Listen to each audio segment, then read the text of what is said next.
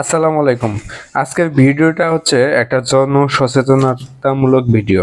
এই ভিডিওটা দেখলে অবশ্যই আপনারা উপকৃত হবেন। দেখুন, আমরা রাস্তাঘাটে বিশেষ করে ঢাকা শহরে যারা নতুন আসি তারা এই খপ্পরে পড়ার সম্ভাবনা বেশি থাকে। তাই ভিডিওটা মনোযোগ সহকারে দেখবেন। আমি ওই দিন আবদুল্লাপুর ওভারব্রিজ থেকে নামতেছিলাম। তো দেখেন আমার হাতে একটা কার্ড, এটা কি আবাসিক হোটেল মাটি ভাই, হ্যাঁ, একটা নাম্বার দেওয়া আছে এবং একটা কার্ড দেওয়া আছে।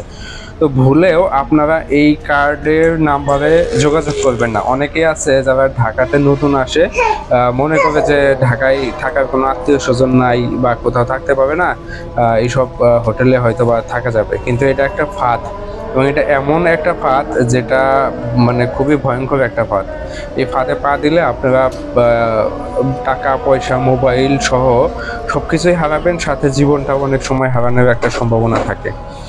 তাই এরকম কোনো ফাঁদে আপনারা যেন পা না দেন, ভুলেও পা দেবেন না। দেখেন এই কার্ডগুলো এই ব্রিজের আনাচে কানাচে একদম মানে সবাই সেটা আছে, সবাই এটা বুঝতে পারে না যে এটা আসলে কি।